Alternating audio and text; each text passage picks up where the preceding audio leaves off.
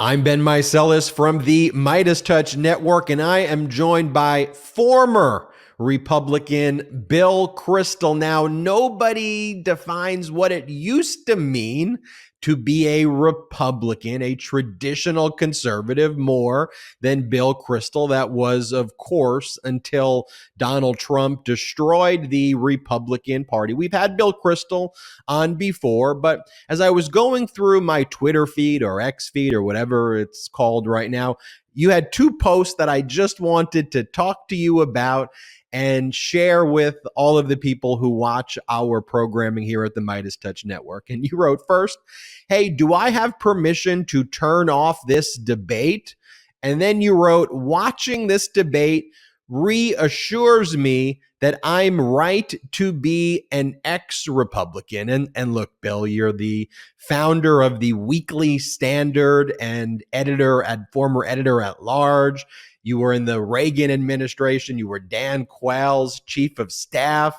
I mean, again, no one defines what it used to mean to be a Republican. So walk us through what went through your mind as you were watching this mess of a debate.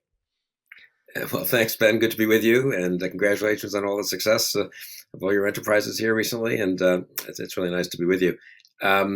It was interesting. I mean, I thought I would turn it off, as I said in that tweet, but actually, I did watch for all 2 hours, sort of horrified, but not quite able to tear myself away from it. Sort of like one of those car crashes or whatever. I don't know. So I'd say two things. I mean, on the one hand, it's Donald Trump's party. He wasn't on stage, but that made it all the more striking how reluctant they all were to criticize him. 6 of the 8 would support him if he's the nominee. They were they did finally kind of support Mike Pence and not going along with Trump on January 6th, but they certainly didn't volunteer that early on, or except for Christie, really, and Ace Hutchinson highlight that. So it's Trump's party, A. B, I did also, a little later in the debate, when actually Nikki Haley and Christie and Pence actually took on Ramaswamy, and especially on Ukraine, and were somewhat sensible on a couple of other issues.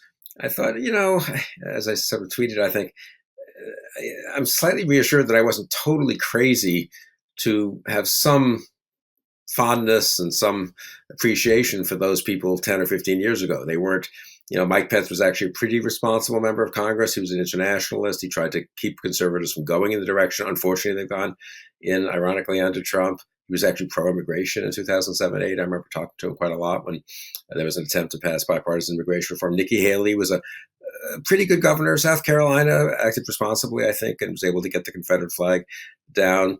Chris Christie was an impressive governor of New Jersey. So it was when I saw the glimpses of what they once were, and that they're still there a little bit, it sort of reassured me that I made plenty of mistakes over the last 20, 30 years, don't get me wrong, and there are positions I had that I don't have anymore, but it wasn't like insane to think those people were a little better than Donald Trump or Ron DeSantis or Vivek Ramaswamy. I mean, but so that's the good news in a sense, that they're there, and they're fighting, and one of them might even take off a little bit, Haley maybe, after the debate, I think. On the other hand, as my colleague Jonathan Last put it in the newsletter today, about 75 to 80% of the Republican electorate is now for Trump, DeSantis, or Ramaswamy. And that really is astonishing, I've got to say. The 3 worst candidates in the race, with 75 to 80% of the electorate right now. Maybe it'll change. I hope it changes. But that's why I'm pleased to be an ex-Republican. One of the examples I give frequently here on the MeidasTouch Network, I go, and you'll know this very specifically. You remember the days where if a politician spelled potato the wrong way, that would be you have to bring I've relegated that to my memory hole, but I guess you're going to make me relive that wonderful event. Okay, go ahead. Well, yes, as Dan Quayle's former chief of staff. But I say that a ton here because I said, you know what? At that time, that's how careful you had to be, though, right? Like, if a mistake like that could define you as a candidate. I'll give you another one that's not using you as an example. No, it's okay. Like John Kerry windsurfing and just looking out of touch. And now you have these Republicans posting, QAnon death cult memes. They're singing songs with the insurrectionists. They sent a congressional delegation not to meet with our allies abroad. They're attacking our allies abroad, attacking Ukraine, attacking NATO, and sending congressional delegations to chant "Let's go, Brandon" with January 6th insurrectionists. What do you No, say it's to that? Well, I say that it's a party that's gone really, really off the rails. In retrospect, there were mistakes and there were elements of the party that were pulling us off the rails, but we fought back against those elements, against Pat Buchanan, against Ron Paul, against the people, against the bigots. Bob Dole told them to leave the convention in 1996 and so forth. You can look back and say, well, there were elements of bigotry that weren't, that were tolerated too much and so forth. And I take that point. But I mean, Dan Quayle's a good example, a very decent man. Worked with Democrats on a bunch of issues, worked with Ted Kennedy in the Senate. That's how he became sort of well known as a very junior senator. Got a lot of Democratic votes in Indiana, had defeated a popular Democratic incumbent. And so I sort of see traces. We may have been wrong on some issues and may have misspelled potato, but I see traces of a kind of the decency of Dan Quayle and the genuine patriotism. Of course, we saw that on January 6th in 2021 when he told Pence, of course, he had to go ahead and certify the election.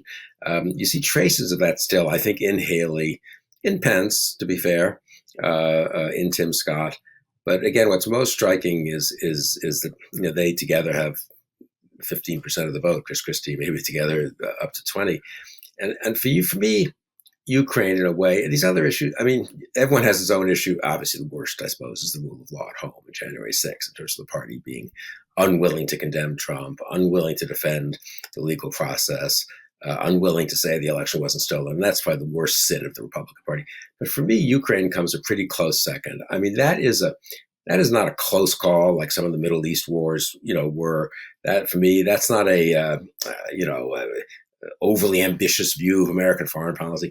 Russia, this brutal aggressor, attacks a nascent democracy, an impressive democracy to which we've made commitments in the past. They fight back. They're doing all the fighting. They're not asking for U.S. troops. They're fighting incredibly courageously and well. They need a lot of help, a lot of weapons and other forms of assistance. We've got Europe on board to provide a lot of that, and we're providing it quite a lot too. This should not be a close call. I mean, this is one where, and it isn't, incidentally, if you look at the body politic, with very few exceptions on the left, the Democratic Party is united in stepping up on this. And a good chunk of the congressional Republican Party is united. But here, the three leading Republican presidential candidates, and this is what really is terrible, Trump, Ramaswamy, and DeSantis, are not pro-Ukraine. And it's not that they have any credible, okay, fine, maybe they have some complicated argument the rest of us haven't seen about why this is going to be disastrous, but that's not the argument. They don't make such an argument. There are foreign policy specialists, I don't agree with them, but who make arguments about, possible escalation with Putin and destabilizing of Russia is ultimately, but that's not what any of them said. Well, Trump wasn't on the stage, but that's not what the other two said last night. Ramaswamy, who's the new flavor of the month in sort of MAGA world, apparently, and in the right wing of the Republican Party, and the grassroots of the party to some degree, just makes some crack about, well, you went to visit Pope Zelensky to get his blessing or something. I mean, mean-spirited, crude, so far beneath the discourse that someone running for president of the United States, when one of your main jobs as president is going to be to deal with Putin and to help defend democracies against brutal, aggressive dictatorships. I mean, that level of crudeness, and that guy is now the kind of flavor of the month, and that he's saying basically what Trump has said several times, and DeSantis doesn't quite go that far, but is pretty terrible as well, and that they're the three front runners. I mean, I find the Ukraine thing particularly telling, and also because the party, the actual electorate, Republican electorate, seems to be kind of split 50-50. So it's not as if it's one of these issues like maybe the border or something where there's a huge political penalty to be paid by taking a mainstream position on Ukraine, but even so, they can't resist the kind of demagogic, mean-spirited, neo-isolationism and America firstism that now dominates the party, unfortunately. Does it infuriate you like it infuriates me when the media refers to people like Lauren Boebert, Marjorie Taylor Greene, Matt Gaetz, and others like that as conservative?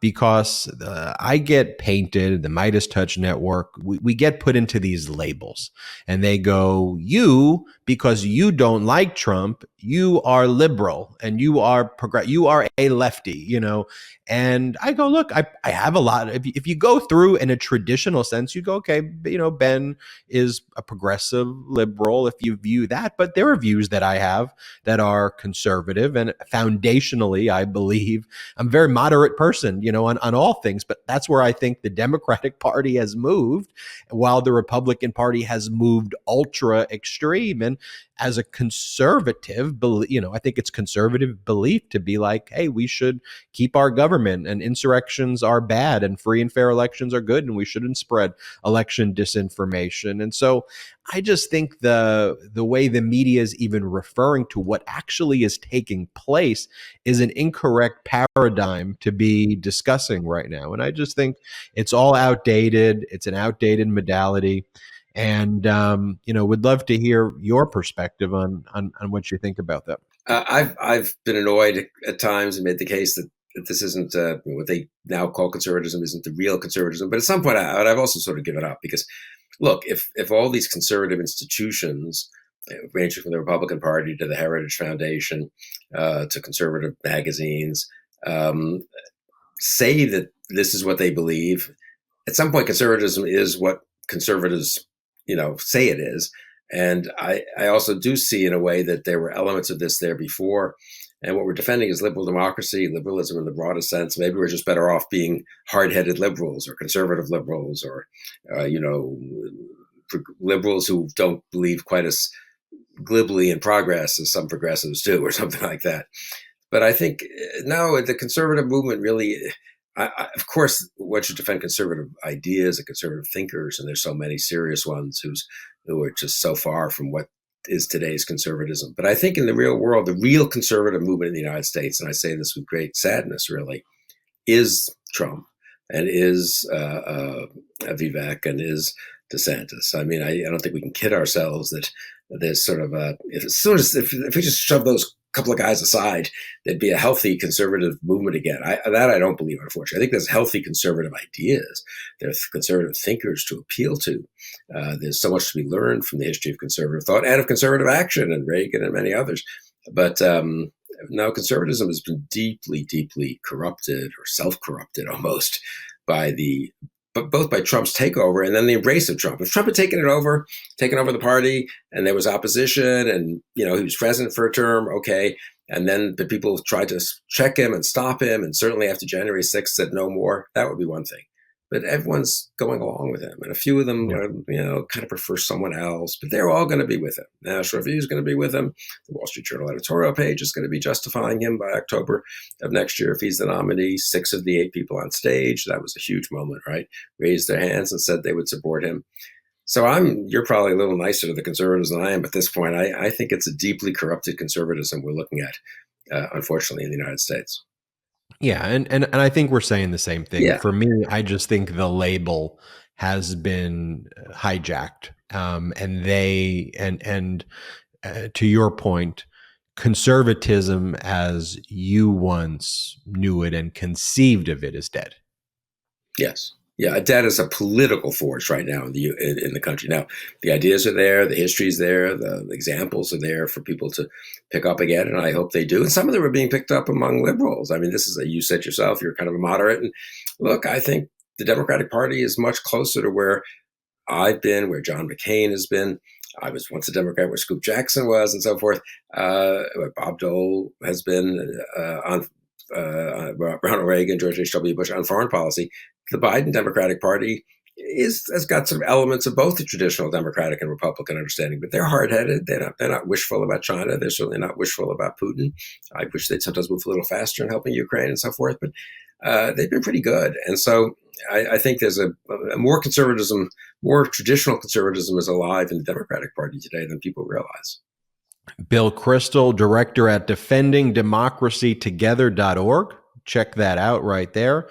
Also, editor at large, our friends at the Bulwark. I know a lot of people at the MeidasTouch Network check out the Bulwark and all of those podcasts. Go to thebulwark.com. You spell it TheBulwark.com. And you're also the host of Conversations with Bill Kristol.org. Thank you so much for joining us today. Ben, thank you. All right. Thank you so much. And make sure you hit subscribe on our YouTube channel on our way to 1.5 million subscribers, and check out all the breaking news on MeidasTouch.com. See you next time. Hey Midas Mighty, love this report? Continue the conversation by following us on Instagram at MeidasTouch to keep up with the most important news of the day. What are you waiting for? Follow us now.